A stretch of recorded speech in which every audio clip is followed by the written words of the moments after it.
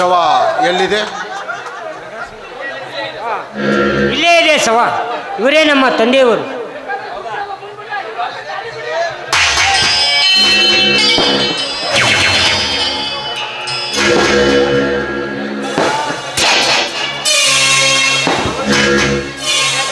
ಶಿವರಾಜ್, ಈ ಊರಲ್ಲಿ ನಿಮ್ಗೆ ಯಾರಾದರೂ ವಿರೋಧಿಗಳಿದ್ದಾರಾ? ಈ ಊರಲ್ಲಿ ಅಂಥವ್ರು ಯಾರು ಇಲ್ಲಿ ಬಿಡ್ರಿ ಸರ. ಎಲ್ಲರೂ ಹೊಂದಾಣಿಕೆಯಿಂದ ಒಂದೊಂದವಾಗಿದ್ದೇವೆ ನಾವು. ಹಾಗಾದರೆ ಈ ಕೊಲೆ ಯಾರಿಂದ ಆಗಿರಬಹುದು? ನಮ್ಮ ಊರಿನಿಂದ ಆಗಿರ್ಲಿ ಬಿಡ್ರಿ ಸರ್. ಯಾರೇ ಬೇರೆ ಊರಿಂದ ದರೋಡೆಕೋರರಿಂದ ಆಗಿರ್ಬೇಕಂತ. ಹೌದು ಸರ್, ಇದು ನಮ್ಮೂರ ಕಳ್ಳರಿಂದ ಈ ಕೆಲಸ ಆಗಿದೆ. ಹಾಗಾದರೆ ಮನೆಗೆ ಕಳ್ಳರು ಬಂದಾಗ ಮನೆಯಲ್ಲಿ ಯಾರ್ಯಾರಿದ್ರಿ? ಹೌದು ಸರ್, ನಾನು ಮತ್ತು ಅಪ್ಪ ಇಬ್ರು ಒಳಗಡೆ ಮಲಗಿದ್ವಿ. ಮತ್ತೆ ನಿಮ್ಮಣ್ಣಂದಿರು? ಸರ್, ನಾನು ದನದ ಕೊಟ್ಟಿಗೆಯಲ್ಲಿ ಮಲಗಿದ್ದೆ ಸರ್. ಮತ್ತೆ ಶಿವರಾಜ್? ನಾನು ಊರಲ್ಲೇ ಇರಲಿಲ್ಲ ಸರ್. ಹಾಗಾದರೆ ಈ ಕೊಲೆ ಮಾಡಿದವರು ನಿಮಗೆ ಅವರ ಸುಳಿವು ಏನು ಸಿಗಲಿಲ್ಲವೇ? ಇಲ್ಲ ಸರ್, ರಾತ್ರಿ ನನ್ನ ತಂಗಿ ನನ್ನ ಬಳಿಗೆ ಬಂದು ಕಳ್ಳರು ಬಂದಿದ್ದಾರೆ ಅಂದ ತಕ್ಷಣ ಓಡಿ ಬಂದೆ. ಅಷ್ಟರಲ್ಲಿ ಕಳ್ಳರು ನಮ್ಮಪ್ಪನ ಹೊಟ್ಟೆಗೆ ಚಾಕು ಹಾಕಿ ಪರಾರಿಯಾಗಿದ್ದರು ಸರ್. ಹಾಗಾದರೆ ಈ ಕೊಲೆ ಯಾರಿಂದ ನಡೆದಿರಬಹುದು? ಸರ್, ಒಂದು ನಿಮಿಷ ಇಲ್ಲಿ ಬರ್ತೀರಾ? ಓ, ಐಸಿ.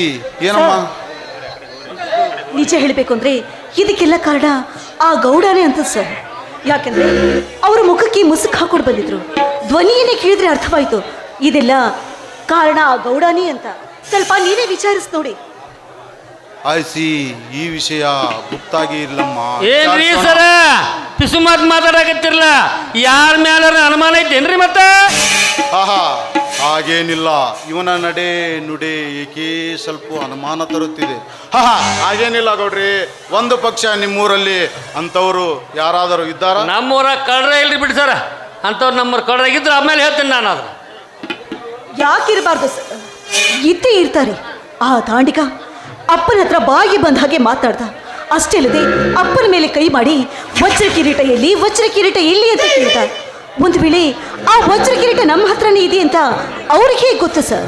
ಒಂದು ವೇಳೆ ನಮ್ಮಪ್ಪನ ಹತ್ರ ಅವರೇನಾದರೂ ವ್ಯವಹಾರ ನಡೆಸಿದ್ರ, ಹಾಗಿದ್ಮೇಲೆ ಅವರು ಕೂಡ ಈ ಊರಿಗೆ ಸಂಬಂಧಪಟ್ಟವರೇ ಇರಬೇಕು ತಾನೇ? ಹೌದು ಸರ್, ಇದು ನಮ್ಮ ಊರ ಕಳ್ಳರಿಂದ ಆಗಿದೆ ಕೆಲಸ. You are taking for very serious action. You don't worry. ಸಾಹೇಬರೇ, ನನ್ನ ತಂದೆಯನ್ನು ಕೊಂದ ರಾಕ್ಷಸ ಯಾರೇ ಆಗಿರಲಿ, ಅವನು ಈ ನನ್ನ ಕೈಗೆ ಸಿಕ್ಕರೆ ಅವನ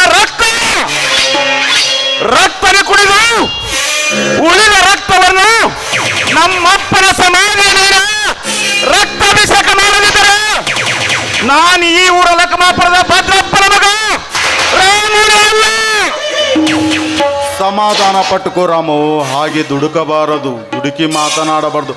ಗೌಡ್ರಿ, ಈ ಕೇಸಿನ ಬಗ್ಗೆ ತಮಗೆ ಏನಾದರೂ ಸುಳಿವು ಸಿಕ್ಕರೆ ತಿಳಿಸಬೇಕು.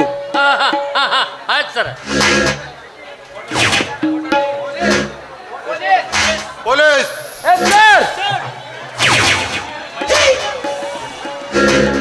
ಹೇಳಿ ಸರ್, ಗುಂಡು ಕೊಡಿ, ಹೊಡೆದು ಹೋಗ್ಬಿಡ್ತಾನೆ.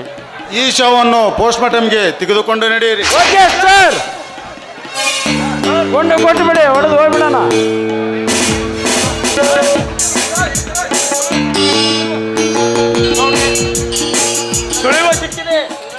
ಶಿವರಾಜ್, ಗೌಡ್ರಿ, ನಾವಿನ್ನು ಬರುತ್ತೇವೆ. ಓಕೆ, ಹೋಗಿ ಬನ್ನಿ.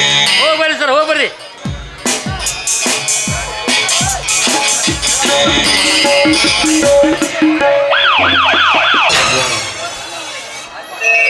ಹಾಯ್ ಪ್ರಭು, ಏನು ಸಮಾಚಾರ? ಎಲ್ಲ ನೀನೇ ಹೇಳಬೇಕು ಮಮ್ಮ.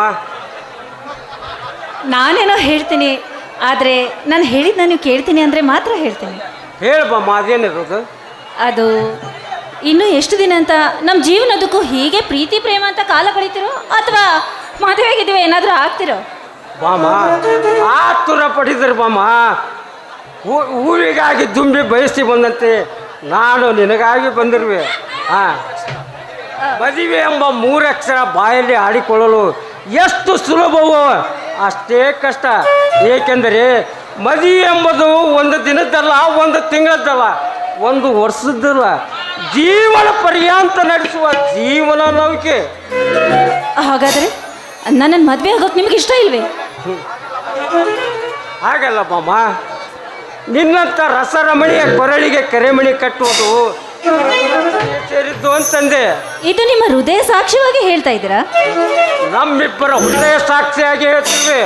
ಆದರೆ ನನ್ನದೊಂದು ಮಾತು ನಡೆಸಿಕೊಟ್ರೆ ಮಾತ್ರ. ಹೇಳಿ, ಅದೇನಂತ ಖಂಡಿತವಾಗ್ಲೂ ನೆರವೇರಿಸ್ಕೊಡ್ತೀನಿ. ಬಾಮ, ನಾನು ಇದೇ ಊರಿನಲ್ಲಿ ಒಂದು ಸುಂದರವಾದ ಬಿಲ್ಡಿಂಗ್ ಕಟ್ಟಬೇಕೆಂದು ತೀರ್ಮಾನ ಮಾಡಿದ್ದೇನೆ. ಅದಕ್ಕೋಸ್ಕರ ತಮ್ಮಿಂದ ಹಣದ ಸಹಾಯ ಬೇಕು, ಅನುಕೂಲ ಮಾಡಿಕೊಡುವ್ಯಾ? ಬಿಲ್ಡಿಂಗ್ ಕಟ್ಟೋದಕ್ಕ? ಅಲ್ಲ, ನೀವು ಹೇಳ್ತಾ ಇರೋದೇನ ಸರಿ, ಆದರೆ ಬಿಲ್ಡಿಂಗ್ ಕಟ್ಟೋದಕ್ಕೆ 1000ನ 10,000ನ ಲಕ್ಷಗಟ್ಟಲೆ ಹಣ ಬೇಕು. ಅಂದರೆ ನಿಮ್ಮ ತಂದೆ ಕೋಟ್ಯಾಧಿಪತಿಗಳು, ಮೇಲಾಗಿ ನಿನ್ನ ತಂದೆಗೆ ನೀನೊಬ್ಬಳೇ ಮಗಳು. ಹೀಗಿರುವಾಗ ನಿನ್ನ ಮಾತನ್ನು ಎಳ್ಳಷ್ಟು ಮೀರುವುದಿಲ್ಲ. ಹೀಗಿರುವಾಗ ಹಣ ಬೇಕೆ ನಿನ್ನ ಕೈಗೆ ಸಿಗೋದಿಲ್ಲ. ನೋಡಿ, ನನ್ನ ತಂದೆ ನನ್ನ ಖರ್ಚಿಗೆ ಎಷ್ಟು ಹಣ ಬೇಕೋ ಅಷ್ಟೇ ಕೊಡ್ತಾರೆ. ಮಿಕ್ಕಿದನ್ನ ತಿಜೋರಿಲಿಟ್ಟು ಬೀಗ ಹಾಕಿ ಅವ್ರ ಹತ್ರನೇ ಇಟ್ಕೊಳ್ತಾರೆ. ಅಂದರೆ ಹಣದ ವ್ಯವಹಾರ? ನಾನು ಹಣದ ವ್ಯವಹಾರ ಮಾಡೋದಿಲ್ಲ, ನನ್ನ ಹತ್ರ ಹಣ ಕೂಡ ಇಲ್ಲ. ಅಂದರೆ ನೀನು ಶ್ರೀಮಂತರ ಮನೆ ಹಣ್ಣಲ್ಲ, ನಂತರ ಭೂಮಿಯ ಮಣ್ಣು. ಮಾಮ, ನೀನು ನನ್ನನ್ನು ಪ್ರೀತಿಸಿದಕ್ಕೂ ಸಾರ್ಥಕವಾಯ್ತು ಈ ಜನ್ಮ. ಹೀಗಿದ್ದ ಮೇಲೆ ನಿನ್ನನ್ನು ಪ್ರೀತಿಸಿದ ಫಲ ಏನು? ಆಯ್ತು, ಇದೇ ನಿನ್ನ ಕೊನೆ ಭೇಟಿ. ಗುಡ್ ಬಾಯ್. ಏನು ಹೇಳ್ತಾ ಇದ್ದೀರಾ ನೀವು? ನೋಡಿ, ಯಾಕೆ ಈ ರೀತಿ ಮಾತನಾಡ್ತಿದ್ದೀರಾ ಅಂತ.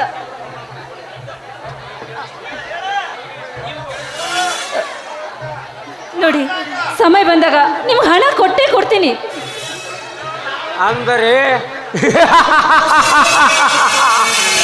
ಊಟಕ್ಕೆ ಇಲ್ಲದ ಉಪ್ಪಿನಕಾಯಿ ತೆಗೆದುಕೊಂಡು ಏನು ಮಾಡುವುದು?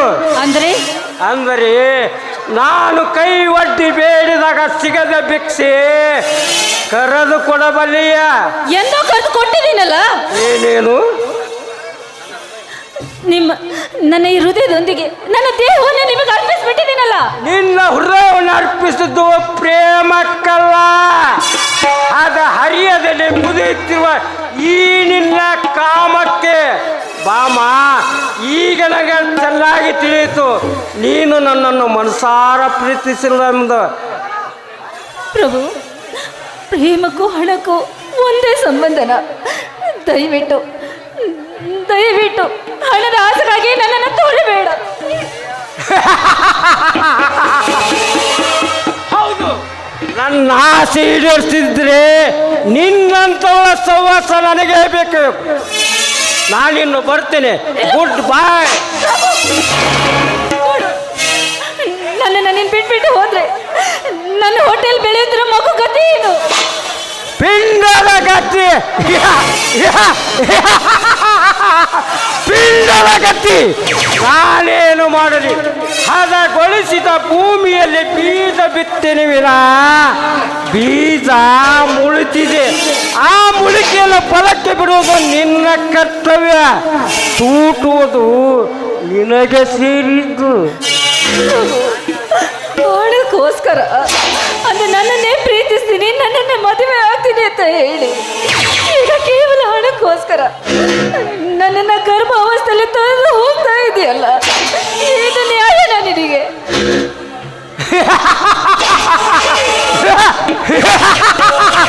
ನ್ಯಾಯ ಸ್ವಸ್ಥ ನನಗೆ ಬೇಕಾಗಿಲ್ಲ. ನನಗೆ ಬೇಕಾಗಿರೋದು ಹಣ ಮಾತ್ರ. ಓನ್ಲಿ ಮನಿ. ನೋಡ, ನನ್ನ ಮೇಲೆ ಇಷ್ಟವಿದ್ದರೆ ಸಾಯಂಕಾಲ ನನ್ನ ರೂಮಿಗೆ ಹಣ ತೆಗೆದುಕೊಂಡು ಬಾ. ಬೇಡವಾದರೆ ಬಿಡು, ನಾನಿನ್ನು ಬರ್ತೇನೆ. ಗುಡ್ ಬಾಯ್.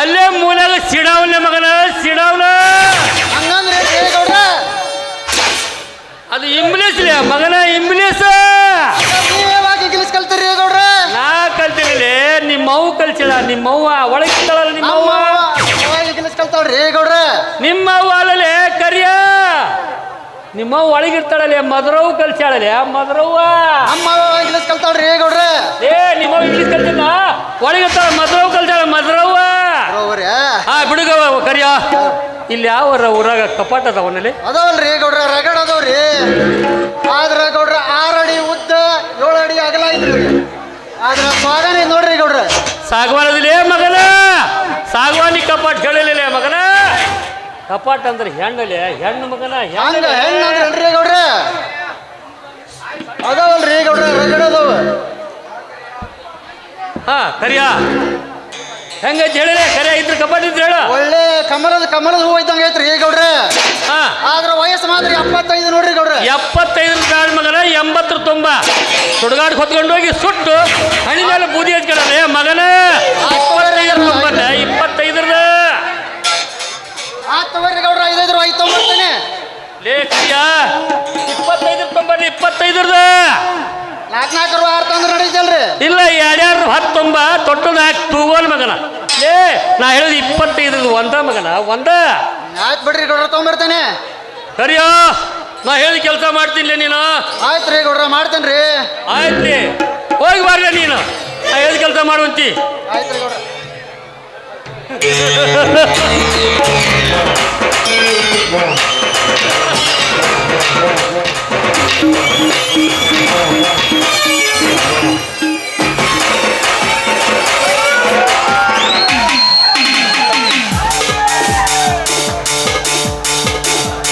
ಬಾ ಪ್ರದೀಪ ಬಾ ಕೃಷಿ ವಿಶ್ವವಿದ್ಯಾಲಯಕ್ಕೆ ಧಾರವಾಡಿಗೆ ಸೀಟ್ ಸಿಕ್ಕಿದೆ ನಾನು ಹೋಗ್ಬೇಕಾ ಅಪ್ಪಾಜಿ ಯಾವ್ರಿಗೆ ಹೋಗಿಪ್ಪ ಧಾರವಾಡ ಕೃಷಿ ವಿಶ್ವವಿದ್ಯಾಲಯ ಅಪ್ಪಾಜಿ ಸೀಟ್ ಸಿಕ್ಕತಿ ಒಟ್ಟು ಒಳ್ಳೆ ತರಂದ ಓದ್ ಬಾ ಪ್ರದೀಪ ಒಳ್ಳೆ ತಂದು ಓದ್ ಬಾ ಯಾರು ಬೇಡ ಅಂತಾರ ಹೋಗು ಆಯ್ತಪ್ಪಾಜಿ ಆಶೀರ್ವಾದ ಮಾಡಿ ಅಲ್ವಾ ಕುದುರೆ ತೊಂಬ ಅಂತ ಇದ್ದೆ ಹಂಗ ಬಂದಿಲ್ಲ ನೀನು ಕುದುರೆ ಬಿಟ್ಟು ಗಾಡಿ ಸವಾರಿ ಮಾಡಿ ಮಾಡಿ ಸಾಕಾಗಿ ಹೋಗಿದ್ದೆ ಅಪ್ಪಾಜಿ ಅದಕ್ಕಾಗಿ ನಾನು ವಾಕಿಂಗ್ ಮಾಡ್ಕೊಂತ ಹಂಗೆ ಬಂದುಬಿಟ್ಟೆ ಆಯ್ತು ಹೋಗಿ ಬಾ ಕರೆ ಹೋಗಿ ಬಾ ಪ್ರದೀಪ ಹೋಗಿ ಬಾ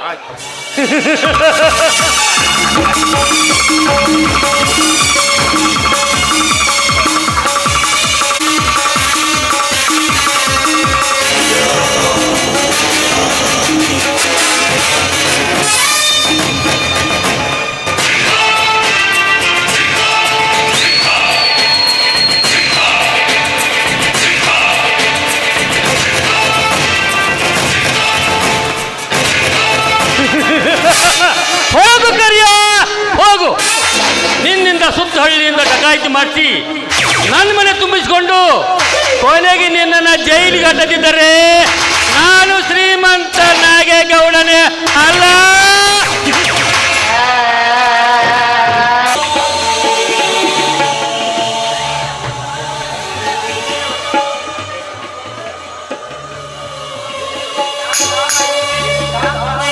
ಶಾಂತ ಹೀಗೆ ಅಳುತ್ತಾ ಕುಳಿತರೆ ಹೇಗೆ ಅತ್ತರೆ ಸತ್ತವರು ಮತ್ತೆ ಮರಳಿ ಬರುತ್ತಾರೆ ಹಿಂದೆಲ್ಲ ನಾಳೆ ನಾವು ಸಾಯುವರು ಹೇಳು ಶಾಂತ ಮುಖ ತೊಳೆದುಕೊಂಡು ಊಟ ಮಾಡು ರಾಮು ನೀನು ಹಾಗೆ ಹೆಂಗಸರ ಹಾಗೆ ಶಾಂತಾಳ ಜೊತೆ ಅಳುತ್ತಾ ಕುಳಿತಿರುವಲ್ಲ ಹೇಳು ಮೇಲೆ ಹೇಳು ಶಾಂತ ಹೇಗಡ್ಡ ಸಮಾಧಾನ ಮಾಡ್ಕೊಳ್ಬೇಕು ಮಗಳೇ ಮದುವೆ ಮಾಡಿ 4 ಅಕ್ಷತೆಗಳ ಹಾಕ್ಬೇಕಂತ ಏನೆಲ್ಲ ಆಸೆ ಇಟ್ಕೊಂಡ ಅವನು ಕೂಡ ಹೊರಟು ಹೋದ್ಲು ಅದ್ರ ಜೊತೆ ಅಪ್ಪನು ಕೂಡ ಹೊರಟು ಹೋದ ಇನ್ನು ಮುಂದೆ ನಮಗೆ ಯಾರನ್ನ ಗತಿ ನಮಗೆ ಯಾರ ಗತಿ ಶಾಂತ ಸುಧಾರಿಸಿಕೋ ತಂಗಿ ಸುಧಾರಿಸಿಕೋ ಮನುಷ್ಯರಾಟ ಏನು ನಡೆಯಲ್ಲಮ್ಮ ಎಲ್ಲ ದೈವ ಲೀಲೆ ಕಳಿಸಿ ಕೊಡುವವನವನೇ ಮತ್ತೆ ಕರೆಸಿಕೊಳ್ಳುವವನವನೇ ನಾವೆಲ್ಲ ದೇವರ ಕೈಗೊಂಬೆಗಳು ಕಣಮ್ಮ ಇರಲಿ ಬಾರಮ್ಮ ಊಟ ಮಾಡುವ ಊಟ ಅಣ್ಣ ಜನ್ಮ ಕೊಟ್ಟ ತಂದೆಯನ್ನ ಮಣ್ಣಲ್ಲಿ ಮುಚ್ಚಿ ಬಂದಿದ್ದೀರಿ ಹೀಗಿದ್ಮೇಲೆ ಹೊಟ್ಟೆಗೆ ಹೇಗಣ್ಣ ಹಸಿವೆ ಆಗುತ್ತೆ ಇಲ್ಲಣ್ಣ ನನಗೆ ಯಾವ ಊಟನೂ ಬೇಡ ಏನು ಬೇಡ ಶಾಂತ ಶಾಂತ ನೀ ಈ ರೀತಿ ಮಾತಾಡಿದ್ರೆ ನಾನು ಏನು ಮಾಡ್ಲಿ ಶಾಂತ ನಾನೇನು ಮಾಡ್ಲಿ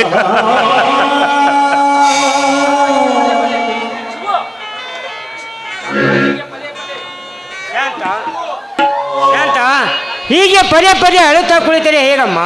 ನಡೆಯಮ್ಮ, ಊಟ ಮಾಡು. ಬೇಡ ಅಣ್ಣ. ನನಗೆ ಹಸಿವೆ ಆಗಿಲ್ಲ, ನನಗೆ ಊಟ ಬೇಡ. ನಡೀರಿ, ನೀವಿಬ್ಬರೇ ಊಟ ಮಾಡಿ. ಶಾಂತ, ಈಗ 3-4 ದಿನಗಳಿಂದ ಊಟನೇ ಮಾಡಿಲ್ಲ, ಹಸಿವಾಗಿಲ್ಲ ಅಂತ ಹೇಳ್ತಾ ಇದೆಯಲ್ಲಮ್ಮ. ಬಾರಮ್ಮ, ಹಾಗೆಲ್ಲ ಹಠ ಮಾಡಬೇಡ.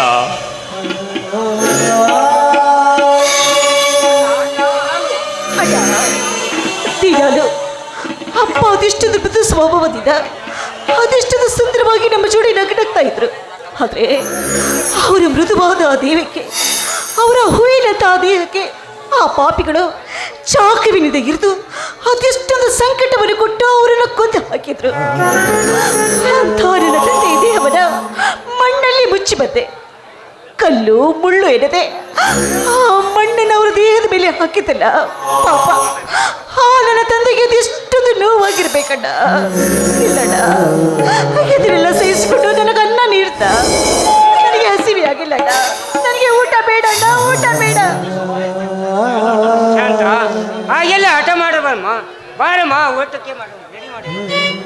ಹೌದು ಶಾಂತ, ನಾವು ಎಷ್ಟು ಹತ್ತರು ಸತ್ತವರು ಮತ್ತೆ ಮರಳಿ ಬರುವುದುಂಟೇನಮ್ಮ. ಬಾ ತಂಗಿ, ಊಟ ಮಾಡುವ. ನಾವು ಎಷ್ಟು ಹೇಳಿದರೂ ಹೆಣ್ಣು ಮಕ್ಕಳು ಅಳುವುದನ್ನು ನಿಲ್ಲಿಸುವುದಿಲ್ಲ. ಹಾ, ಇರಲಿ ಬಿಡು ರಾಮು. ರಾಮು, ನಾನು ಬೆಂಗಳೂರಿಗೆ ಹೋಗಿ ನನ್ನ ವಿದ್ಯಾಭ್ಯಾಸವನ್ನು ಇಲ್ಲಿಗೆ ನಿಲ್ಲಿಸಿ ನನ್ನ ಹಾಸಿಗೆ ಪುಸ್ತಕ ಸಾಮಾನುಗಳನ್ನು ತೆಗೆದುಕೊಂಡು ಬರುತ್ತೇನೆ. ಏನು ಏನಂದೆ? ನೀನು ಓದೋದನ್ನ ಇಲ್ಲಿಗೆ ನಿಲ್ಲಿಸಿ ಬಿಡ್ತೀಯ? ಯಾಕಣ್ಣ? ರಾಮು, ನಿನಗಿಷ್ಟು ತಿಳಿಯುವುದಿಲ್ಲ. ಒಂದು ಪಕ್ಷ ಅಪ್ಪಾಜಿ ತೀರಿಕೊಂಡವರು ಇದ್ದರೆ ಕಳ್ಳರು ಇದ್ದರೆ ಒಡೆಯ ವಸ್ತುಗಳನ್ನೆಲ್ಲ ದೋಚಿಕೊಂಡು ಬರಿಮನಿ ಮಾಡಿ ಹೋಗಿದ್ದಾರೆ. ಅಲ್ಲದೆ ಮಳೆ ಇಲ್ಲದ ಬೆಳೆಯಿಲ್ಲ. ಇಷ್ಟೆಲ್ಲ ಕೊರತೆ ಇರುವಾಗ ನಿನ್ನ ಮೇಲೆ ಮನೆಯ ಜವಾಬ್ದಾರಿ ಬಿಟ್ಟರೆ ಹೇಗೆ? ಮೇಲಾಗಿ ಈಗಿನ ಕಾಲದಲ್ಲಿ ನಾವು ಎಷ್ಟೇ ಓದಿದರೂ ನೌಕರಿ ಸಿಗುವುದು ದುರ್ಲಭ. ಅದಕ್ಕಾಗಿ ನಾವಿಬ್ಬರು ಒಟ್ಟಿಗೆ ಕೂಡಿ ಬೇಸಾಯ ಮಾಡುತ್ತಾ ಜೀವನ ಸಾಗಿಸಿದ್ರಾಯ್ತು. ಬೇಸಾಯ? ನೀ ಸಾಯ, ನಾ ಸಾಯ. ಇದೇ ರೀತಿ ಮಳೆ ಹೋದರೆ ಮನೆ ಮಂದಿ ಎಲ್ಲ ಸಾಯನ ಹಾಗೆ ಇಂಥ ಬರಗಾಲದಲ್ಲಿ ಏನಂತ ನಾ ಬೇಸಾಯ ಮಾಡ್ತೀಯ? ಅದು ಅಲ್ಲದೆ ನೀನು ಓದೋದನ್ನು ಬಿಟ್ಟು ಬಂದರೆ ರಾಮ್ ಅವರಪ್ಪ ಸತ್ತ, ಅವರ ಅಣ್ಣ ಅವರನ್ನು ವಹಿಸಲಾರದೆ ಬಿಡಿಸಿಕೊಂಡು ಬಂದ ಅಂತೇಳಿ ಈ ಊರಿನ ಜನ ನನಗೆ ಹೀಯಾಳಿಸಿ ಮಾತನಾಡಲಿಲ್ಲ ಅಣ್ಣ. ಅದು ಅಲ್ಲದೆ ಅಪ್ಪ ಸಾಯುವ ಮುನ್ನ ನನ್ನ ಕೈ ಮೇಲೆ ಕೈ ಹಾಕಿ ಭಾಷೆ ತೆಗೆದುಕೊಂಡದ್ದು ನಿನಗೆ ಗೊತ್ತೇನಣ್ಣ? ಗೊತ್ತಾ?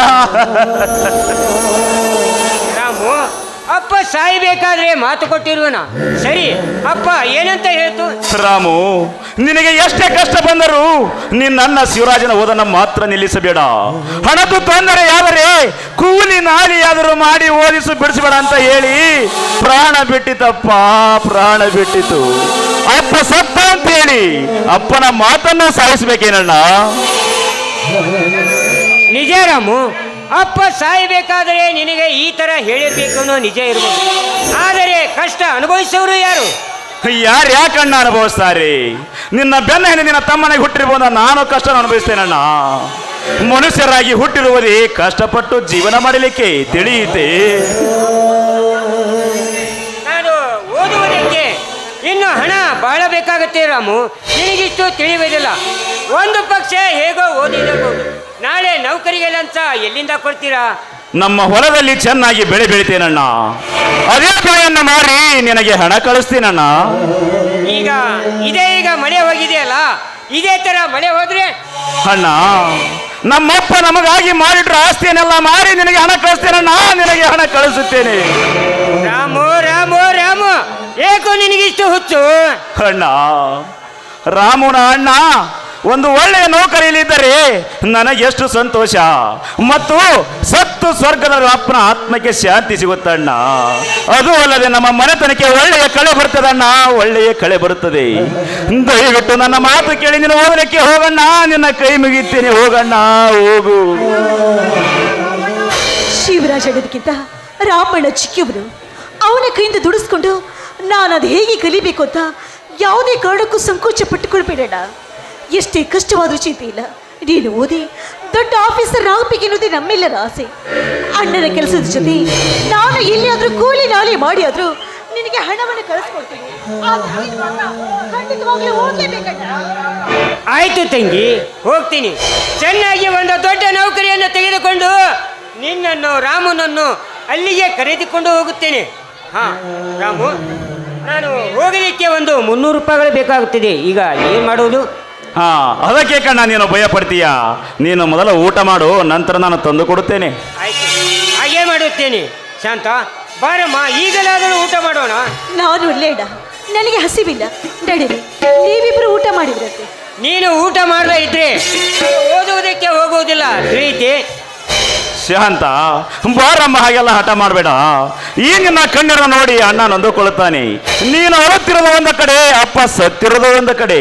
ನಿಮ್ಮಿಬ್ಬರ ಚಿಂತೆಯಲ್ಲಿ ಅಣ್ಣ ನಾಳೆ ಪರೀಕ್ಷೆಯಲ್ಲಿ ಫೇಲ್ ಆದರೆ ನಮ್ಮ ಪ್ರಯತ್ನವೆಲ್ಲ ನಿಷ್ಪ್ರಯೋಜನವಾಗುತ್ತೆ ತಂಗಿ, ನಿಷ್ಪ್ರಯೋಜನವಾಗುತ್ತೆ. ನಡೀರಿ ಅಣ್ಣ, ನಡೀರಿ ಒಳಗೆ ಊಟ ಮಾಡೋಣ.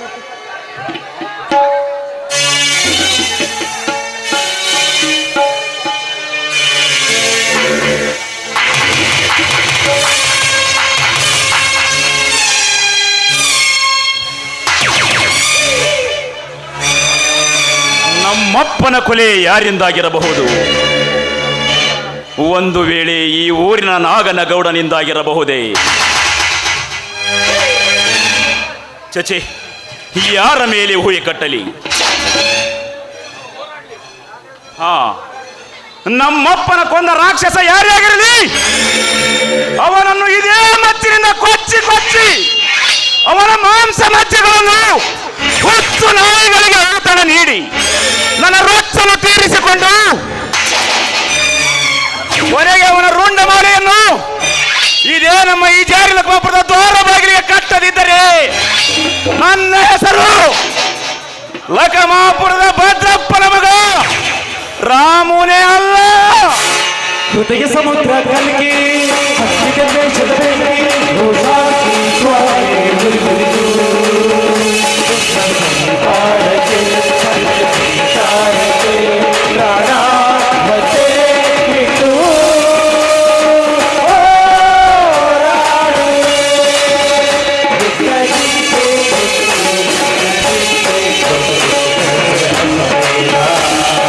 ಅಶ್ವಮೇಧ